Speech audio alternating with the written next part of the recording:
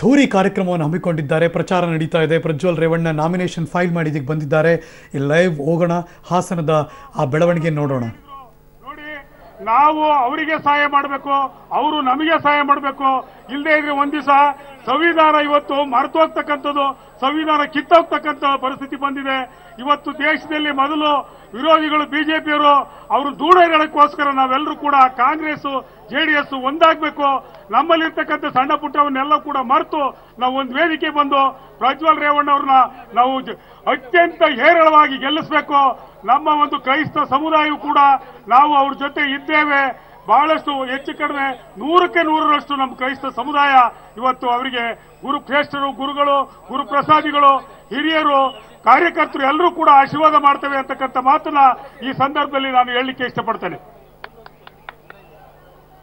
ದಯಮಾಡಿ ಕಾಲ ಹೆಚ್ಚು ಇಲ್ಲ, ನನಗೆ ಎರಡು ಮಾತಾಡಕ್ಕೆ ಅವಕಾಶ ಕೊಟ್ಟಂತ ವೇದಿಕೆಯಲ್ಲಿ ಸನ್ಮಾನ್ಯ ರೇವಣ್ಣರಿಗೂ ಹಾಗೂ ವೇದಿಕೆಯಲ್ಲಿ ಮುಖ್ಯಮಂತ್ರಿಗಳಿಗೂ ತಮ್ಮೆಲ್ಲರಿಗೂ ವಂದಿಸಿ ಎರಡು ಮಾತನ್ನು ಹೇಳಿ ನಾನು ಮುಗಿಸ್ತಾ ಇದ್ದೀನಿ. ಜೈ ಹಿಂದ್, ಜೈ ಭಾರತ. ಕ್ರೈಸ್ತ ಮುಖಂಡರಿಗೆ ಧನ್ಯವಾದಗಳು. ಕಡೂರು ವಿಧಾನಸಭಾ ಕ್ಷೇತ್ರದ ಮಾಜಿ ಶಾಸಕರಾದಂತಹ ದತ್ತಣ್ಣವರು ಒಂದೆರಡು ಮಾತಾಡಬೇಕು.